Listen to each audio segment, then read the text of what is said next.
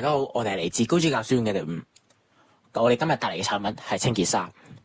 相信大家都有留意到，長期喺水入邊嘅船身多多少少都會吸附住一啲好似痰污啊、蠔殼咁嘅甲殼類生物。而雖然大家會覺得佢哋好似冇乜嘢咁樣，但係呢啲甲殼類生物會令到船要用更加多嘅動力先可以前進，咁就間接造成咗環境污染同埋能源短缺嘅問題。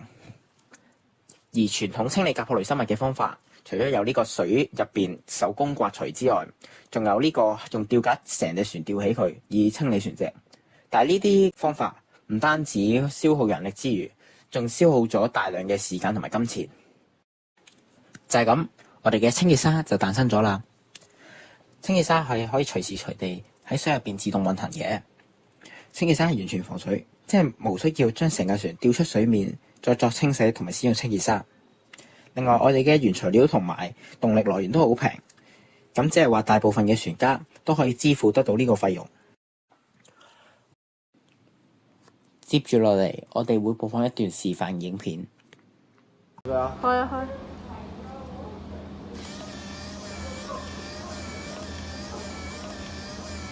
跟住個轆啊！關於清潔紗嘅結構，我哋用咗電池提供嘅磁力，令到清潔紗可以吸附喺船身上面安穩行駛。另外，我哋喺清潔紗嘅前面都加設咗呢個頭鏟，而呢個頭鏟係盡量貼住船身嘅，咁就可以更加有效咁清理呢啲甲殼類生物。此外，我哋亦都加設咗呢個 AI 鏡頭，咁就可以幫清潔紗決定下一步嘅行動。而講到呢個 AI， 我哋嘅清潔紗就用咗 AI 鏡頭去檢測前面係咪有呢個甲殼類生物，或者係咪已經到達咗船身嘅盡頭，咁就可以幫助清潔紗決定下一步嘅行動，藉此令到清潔紗可以喺水入邊自動行動，唔需要任何嘅操控員。另外 AI 鏡頭亦都可以收集數據，即係例如今次清理咗幾多隻甲殼類生物咁樣，咁就再作分析，同埋再俾建議呢個用家隔幾耐就需要再出動多一次清潔紗。關於呢個未來發展，雖然清潔紗喺現階段只係可以清理到呢啲金屬嘅表面，但係我哋喺度研究緊將清潔紗嘅服務範圍擴展。